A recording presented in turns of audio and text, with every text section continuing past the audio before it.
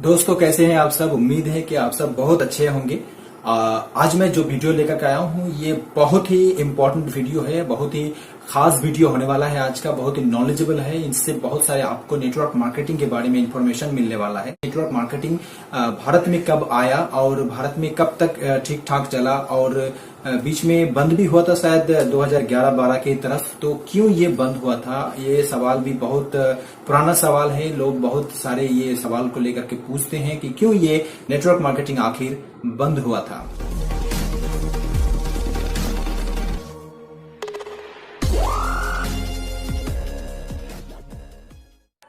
तो चलिए दोस्तों वीडियो को शुरू करता हूं। इससे पहले कि मैं वीडियो को शुरू करूं, मैं एक छोटा सा रिक्वेस्ट करना चाहूंगा कि अगर आप इस चैनल में पहली बार हैं तो चैनल को सब्सक्राइब कर दीजिएगा और साथ ही साथ बेल आइकन को भी प्रेस कर दीजिएगा ताकि आने वाली वीडियो आपके मोबाइल पर नोटिफिकेशन जल्द से जल्द आ जाए। तो चलिए नेटवर्क मार्केटिंग के एनालिसिस करने से पहले मैं थोड़ी सी चर्चा करना चाहूंगा नेटवर्क मार्केटिंग कब शुरू हुआ और कहां शुरू हुआ। नेटवर्क मार्केटिंग 1959 के दशक में अमेरिका में शुरू हुआ था। सबसे पहले अमेरिका में शुरू हुआ और शुरू होने के बाद वहां पे बहुत अच्छा रिस्पॉन्स मिलने लगा, बहुत अच्छा चलने लगा और चलते चलते 1974 में यानी कि 15 साल के बाद, तकरीबन 15 साल के बाद 1974 में यहाँ पर गाइडलाइन जारी किया गया कि इस नेटवर्क मार्केटिंग में कैसा प्रोडक्ट होना चाहिए, कैसा सर्विस होना चाहिए, कमीशन कैसा होना चाहिए। तो इसको लेकर के 1974 में अमेरिका में इसको गाइडलाइन जारी किया गया और साथ ही साथ उसके कुछ ही दिनों में 1990 के दशक में ये भारत में स्टार्ट होता है। और जब भारत में स्टार्ट होता है तो भारत में कुछ विदेशी कंपनी यहां पर आकर के इन्वेस्ट करते हैं नेटवर्क मार्केटिंग के हिसाब से। यानी कि देखा जाए तो 1990 के दशक में जो इंडिया में शुरू हुई थी डायरेक्ट सेलिंग, यहां पर इंडिया की कोई भी एक कंपनी नहीं थी। तो इसी तरह से चलते चलते इसका कंसेप्ट जो था बहुत ही अच्छा था, क्योंकि इसमें जो मिडिल मैन जो होते थे ट्रेडिशनल मार्केट में या फिर एडवर्टाइजिंग जो होते थे, वो एडवर्टाइजिंग और मिडिल मैन नहीं रहने के कारण ये सिस्टम सबको बहुत ही अच्छा लगने लगा और इस तरह से इंडिया में बिजनेस ग्रो करने लगा। लेकिन बीच में एक दिक्कत आई, मुसीबत ये आई कि ये जो बिजनेस चल रहा था, इस बिजनेस में जो प्रोडक्ट था वो प्रोडक्ट थोड़ा कॉस्टली लगने लगा इंडियन के हिसाब से, क्योंकि वो प्रोडक्ट विदेशी थे, अमेरिका से बहुत सारे प्रोडक्ट आते थे।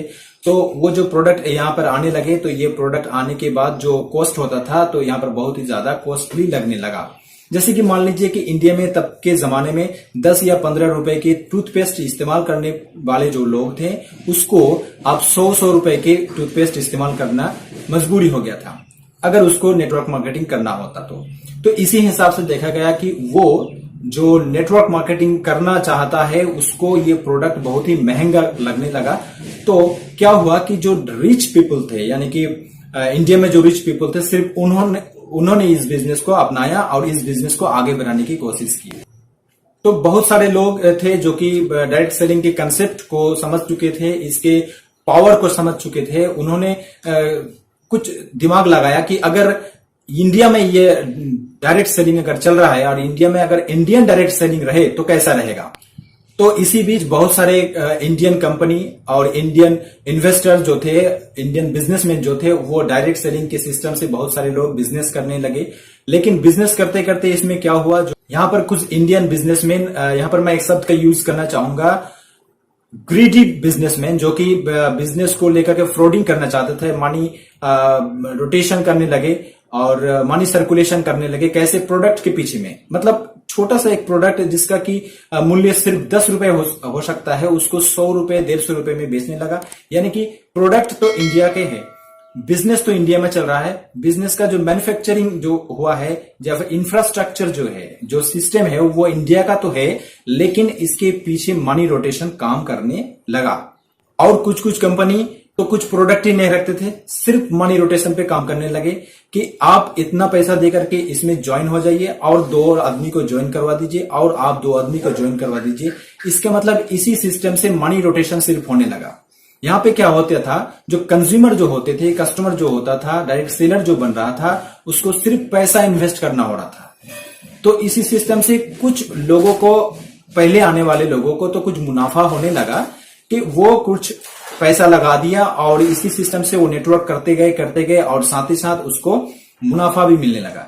लेकिन इस तरह से देखा गया धीरे धीरे धीरे 2010 के करीब 8-10 के करीब देखा गया कि कुछ बहुत सारे कंपनीज जो है वो पैसा तो ले रही है लेकिन रिफंड नहीं दे रही है या फिर इनकम नहीं दे रही है, जो रेवेन्यू जनरेट हो रहा है वो नहीं दे रही है और धीरे धीरे वो अपना प्रोफाइल समेट देती है और यहां से भाग जाती है, रफू चक्कर हो जाती है, यानी कि चीट फंड हो जाता है पैसा। तो इसी हिसाब से सरकार के नजर में ये सिस्टम आने लगी। यहाँ पे देखा गया कि बहुत सारे पैसे, बहुत सारे लोगों के पैसे जो है वो चीट फंड हो रही है। तो सरकार ने क्या किया कि उसमें स्टे ऑर्डर कर दिया। जी हाँ दोस्तों, आप सबका एक सवाल था कि आरसीएम बंद क्यों हुआ था। सिर्फ आरसीएम ही नहीं बल्कि इस तरह के बहुत सारे नेटवर्क यहाँ पर बंद हो गए थे।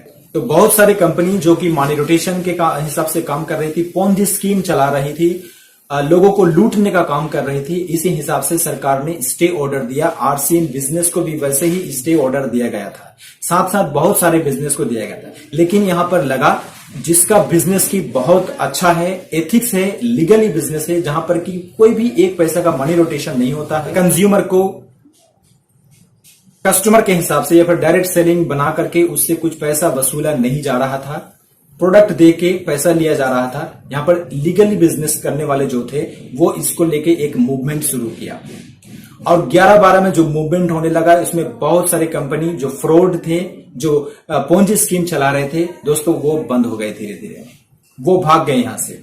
लेकिन 11-12 के बाद जो कंपनी अच्छी रही वो उसको सरकार ने फिर से ऑर्डर दिया शुरू करने के लिए और इस तरह से ये बिजनेस, नेटवर्क मार्केटिंग बिजनेस जो है भारत में फिर से शुरू हो गई। लेकिन दौर यहां पर खत्म नहीं हुआ दोस्तों, जो कि देख रहे थे कि इसी तरह के अगर आफत विपद अगर फिर से आता है। देखिए दोस्तों, अगर आपके मकान जो है वो अगर फ्लड में डूब जाता है तो आपको क्या करना चाहिए? उस मकान को थोड़ा सा ऊंचा कर लेना चाहिए, या तो फिर यह करना चाहिए कि वहां से मकान को हटा के कुछ ऊंचे जगह पे जहां पे फ्लड नहीं आती है, जहां पे पानी नहीं पहुंचता है, वहां पर आपको मकान कर लेना चाहिए। तो इसी हिसाब से जो इथिकली बिजनेस चल रहा था, जो लीगली बिजनेस हो रहा था, वो कुछ मूवमेंट शुरू किया, सरकार के पास कुछ मांग की कि इस बिजनेस के लिए गाइडलाइन दिया जाए और उसी गाइडलाइन के अनुसार बिजनेस चलेगा। तो जी हां दोस्तों, गाइडलाइन तो शुरू हुआ। 9 सितंबर 2016 को गाइडलाइन रिलीज किया गया कि इसी हिसाब से बिजनेस को चलना होगा। लेकिन यहां पर भी यह किस्सा खत्म नहीं होता है। गाइडलाइन तो दिया गया कि बिजनेस में क्या क्या होना चाहिए, लेकिन क्या क्या नहीं होना चाहिए। अगर कुछ हो जाए या फिर कोई उल्टा सीधा अगर करता है या फिर कोई फिर प्रोडक्ट के पीछे मनी रोटेशन का काम करता है या फिर डायरेक्टली मनी रोटेशन करता है, मनी सर्कुलेशन करता है, पोंजी स्कीम करता है, तो उसके लिए क्या सजा होगी, यानी कि क्या उसको पनिशमेंट दिया जाएगा। ये जो है ये सिस्टम नहीं हुआ। तो 2000 आप सबको पता होगा कि 2019 में कंज्यूमर प्रोटेक्शन बिल बनता है, जिसको कि लोकसभा और राज्यसभा में पेश किया गया है। उसका बिल जो है वो जैसे ही साइन हो जाता है वो एक्ट में तब्दील हो जाएगा और उसके बाद जो भी स्कीम चल रही है या फिर जो भी नेटवर्क मार्केटिंग के नाम पर पोंजी स्कीम चला रहे हैं, मनी सर्कुलेशन या फिर मनी रोटेशन चला रहे हैं, वो लेकिन बंद होने वाला है। तो ये था आज के नेटवर्क मार्केटिंग के ऊपर में एक छोटी सी एनालिसिस। अगर आपको ये वीडियो अच्छा लगा है तो जरूर इस चैनल को सब्सक्राइब कर दीजिएगा और साथ ही साथ बेल आइकन को प्रेस करके ऑल नोटिफिकेशन को दबा दीजिएगा। अगर वीडियो अच्छी लगती है तो लाइक भी कीजिएगा और साथ ही साथ शेयर भी कीजिएगा दोस्तों। तो जय आरसीएम, जय हिंद।